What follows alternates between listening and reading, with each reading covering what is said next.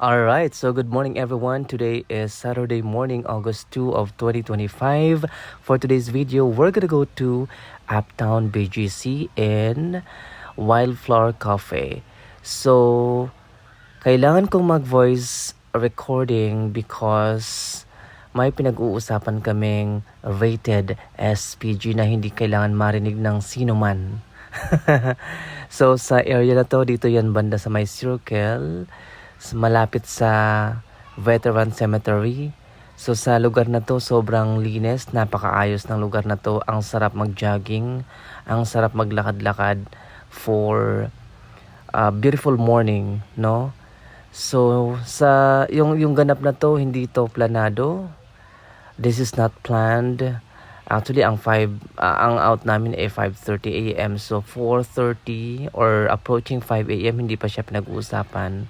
Nagtatanong lang sa akin yung isa kong bangko na kung may ganap daw after shift. Sabi ko wala naman. Pero nung 5:30 na, I get to realize na sabi ko, out na din naman natin. Weekdays na, weekend na. So why don't we spend time together outside work? So kaya naipush namin yung ganap namin dito sa BGC. And then, what happened was, simple lang, kumain ng breakfast, and then the best part is, the kwentuhan. We're just after about memories, no? Kasi puro na lang kami work na lang ng work. Everyday na lang work, wala nang bonding sa labas, no? So, kailangan mag-bonding naman kasi maraming nangyari noong July, medyo binagyo, so why don't we spend time together and talk about anything, no? So, sa mga oras na to, malapit kami yan sa may building ng JP Morgan, our competitor. So, yun. So far, the best naman talaga yung pagkain. Medyo pricey, pero worth it naman. Worth the price naman, no? So, kaya, highly recommended, yes.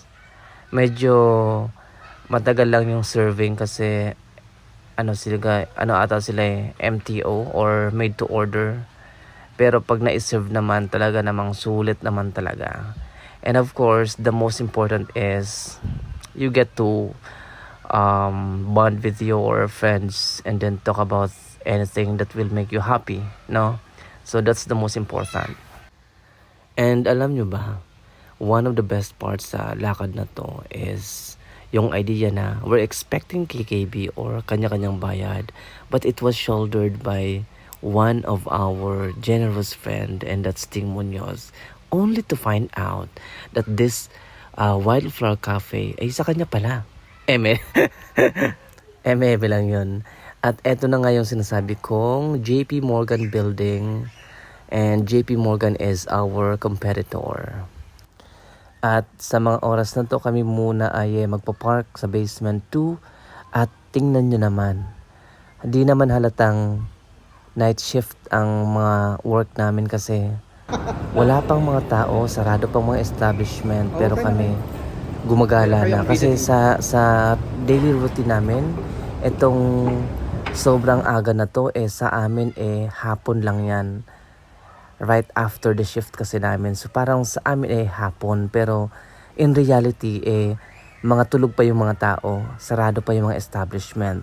Ganun talaga, no, kapag night shift ka, baliktad yung oras mo.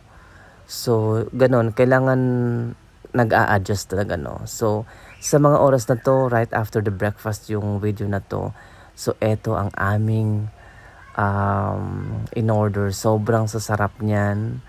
Wildflower Cafe. I-try nyo, sobrang sarap. Medyo pricey pero worth it naman. May enjoy naman yung food dyan. At hindi kompleto ang ganap kung walang, of course, the picture taking. Because again, we're just after about memories. It has to be captured. It has to be preserved. Kanina, ko lang kasing kakain. Sabi ko, I was calling Lucid Hotel. Di ba I told you guys, baka gusto nyo, Lucid Hotel, you can have a buffet. So, I was calling Lucid Hotel na sana, para lang pa-dessert. Sabi niyo, kasi hindi mo siya pwede mag-stilo kung hindi naman nakain. Para sa sayang naman. Alright, So kung nakarating ka sa part na to, thank you for watching our videos and see you in my next one.